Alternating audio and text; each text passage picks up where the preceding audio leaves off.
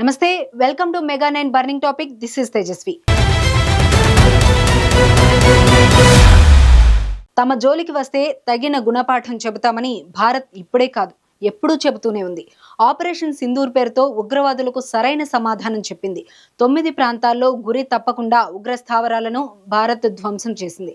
అయితే దాడులు చేయడం భారత్కు కొత్తేమీ కాదు. గతంలో కూడా భారత్ శత్రు దేశానికి చుక్కలు చూపించింది. ఇంతకీ భారత్ గతంలో ఎలాంటి దాడులు చేసింది? ఎందుకు ఈ దాడులు చేయాల్సి వచ్చింది? ఈ దాడులకు గత దాడులకు తేడా ఏంటి?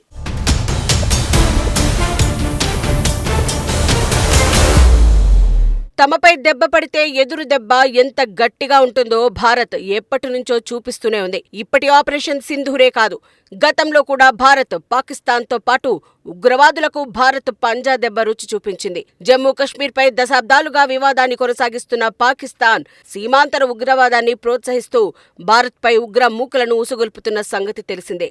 వీటికి ధీటుగా స్పందిస్తున్న భారత్ ప్రతీకార దాడులతో బుద్ధి చెబుతున్నప్పటికీ దాయాది దేశం తీరు మారడం లేదు.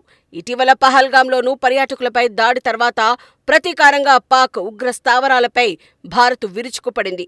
ఆపరేషన్ సింధూర్ పేరుతో దాడి చేసి పదుల సంఖ్యలో ముష్కర మూకలను మట్టుపెట్టింది.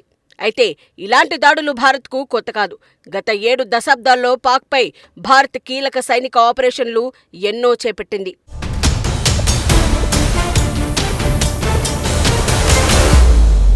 ముందుగా పహల్గాంలో ఏప్రిల్ 22న అక్కడి పర్యాటకులపై దాడి చేసిన ఉగ్రవాదులు దారుణంగా చంపేశారు. కన్నవారి కట్టుకున్నవారి కళ్ల ముందే ప్రాణాలు తీసిన తీరు యావత్ ప్రపంచాన్ని కన్నీరు పెట్టించింది. దీనికి ప్రతీకారంగా ఆపరేషన్ సింధూర్ చేపట్టిన భారత్ పాకిస్తాన్తో పాటు పాక్ ఆక్రమిత కాశ్మీర్లోని మొత్తం 9 ఉగ్ర స్థావరాలపై దాడులు చేసింది. ఈ దాడుల్లో పదుల సంఖ్యలో ముష్కరులను భారత్ సైన్యం మట్టుపెట్టింది. పుల్వామాలో 2019 ఫిబ్రవరి 14న సిఆర్పీఎఫ్ సిబ్బందిపై దాడికి తెగబడిన ఉగ్రవాదులు 40 మంది సైనికులను పొట్టన పెట్టుకున్నారు. జైషే మహమ్మద్ ఈ దాడులు చేసినట్లు ప్రకటించుకుంది. దీనికి ప్రతీకారంగా బాలాకోట్లో జైషే ఉగ్ర స్థావరంపై ఫిబ్రవరి 22న భారత వాయుసేన వైమానిక దాడులు చేసింది. 1971 యుద్ధం తర్వాత పాకిస్తాన్ భూభాగంలోకి వెళ్లి దాడులు చేయడం అదే తొలిసారి. 2016 సెప్టెంబర్లో జమ్మూ కశ్మీర్ ఉరిలోని భారత సైనిక స్థావరంపై మిలిటెంట్లు దాడులకు తెగబడి 19 మందిని చంపేశారు. అనంతరం 10 రోజుల తర్వాత వ్యూహాత్మకంగా స్పందించిన భారత సైన్యం పీఓకేలో ఉన్న ఉగ్ర స్థావరాలపై సర్జికల్ స్ట్రైక్స్ నిర్వహించింది. అనేక మంది ఉగ్రవాదులను అంతం చేసింది. సీమాంతర ఉగ్రవాదాన్ని అంతం చేయడంలో సరికొత్త పంతాను అనుసరిస్తున్నట్లు ఆ ఘటనతో భారత్ నిరూపించుకుంది. అయితే ఇవి మోదీ ప్రధానిగా ఉన్నప్పుడు జరిగిన ప్రతీకార దాడులు. అంతకుముందు కూడా పాకిస్తాన్కు భారత్ చాలాసార్లు బుద్ధి చెప్పింది.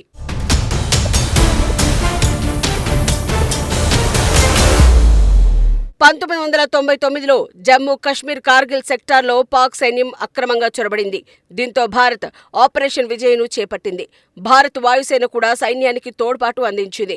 భీకర యుద్ధంలో పైచేయి సాధించిన భారత్ జూలై నాటికి ఆ భూభాగాన్ని తిరిగి స్వాధీనం చేసుకుంది. అందుకే జూలై 26న కార్గిల్ విజయ్ దివస్ గా నిర్వహించుకుంటున్నాం. లద్దాఖ్లోని సియాచిన్ గ్లేసియర్లో కీలక ప్రాంతాలను స్వాధీనం చేసుకునేందుకు ఆపరేషన్ మేఘ్దూత్ను భారత్ చేపట్టింది. సాల్టోరో రిడ్జ్పై పైచేయి సాధించిన భారత బలగాలు ఆ ప్రాంతంలో శాశ్వత స్థావరాన్ని ఏర్పాటు చేశాయి. అత్యంత ఎత్తైన ప్రదేశంలోని ఆ యుద్ధ భూమి భారత్కు ఓ వ్యూహాత్మక కేంద్రంగా మారింది. ఇప్పటికీ అక్కడ మన బలగాల గస్తీ ఉంటుంది. 1971లో తూర్పు పాకిస్తాన్లో హింసాత్మక ఘటనలు చోటు చేసుకుంటున్న వేళ భారత్పై పాకిస్తాన్ దాడులకు తెగబడింది. ఇది కాస్త ఇరు దేశాల మధ్య యుద్ధానికి దారితీసింది. అదే సమయంలో 1971 డిసెంబర్ 4న కరాచీ నౌకాశ్రయం లక్ష్యంగా భారత్ నౌకాదళం ఆపరేషన్ ట్రైడెంట్ చేపట్టింది. రంగంలోకి దిగిన భారత క్షిపణి బోట్లు ఊహించని రీతిలో పాక్ నౌకాదళ ఆస్తులు, ఇంధన నిల్వలను ధ్వంసం చేశాయి. ఆ యుద్ధంలో భారత నౌకాదళం ఆధిపత్యం కనబరిచింది. చివరకు బంగ్లాదేశ్ ఏర్పాటుతో ఆ యుద్ధం ముగిసింది.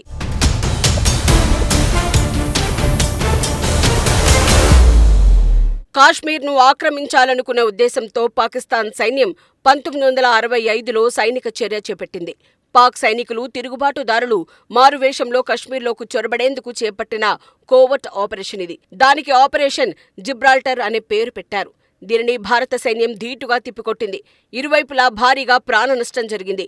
భారత్ పాక్ మధ్య రెండో అతిపెద్ద యుద్ధానికి దారితీసింది. ఐరాస నిర్దేశించిన కాల్పుల విరమణ 1966లో తాష్కెంట్ ఒప్పందంపై సంతకాలు చేయడంతో ఈ ఘర్షణకు ముగింపు పడింది. అంతకుముందు భారత్ పాక్లు స్వాతంత్ర్యం పొందిన కొన్ని నెలలకే ఇరు దేశాల మధ్య ఘర్షణ ఏర్పడింది. దీనినే మొదటి కాశ్మీర్ యుద్ధంగా పేర్కొంటారు. పాకిస్తాన్ మద్దతున్న ట్రైబల్ మిలీషియా దళాలు కాశ్మీర్ను ఆక్రమించాయి. అప్పుడు అక్కడి మహారాజు భారత్లో చేరడానికి సంసిద్ధత వ్యక్తం చేశారు. దీంతో ఆ ప్రాంతాన్ని రక్షించేందుకు భారత్ బలగాలను అక్కడికి పంపించడంతో ఇరు దేశాల మధ్య యుద్ధం మొదలైంది. 1948 వరకు ఇది కొనసాగింది.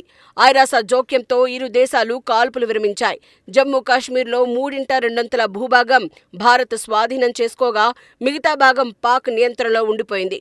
దాన్నే పాకిస్తాన్ ఆక్రమిత కాశ్మీర్గా పేర్కొంటున్నాం.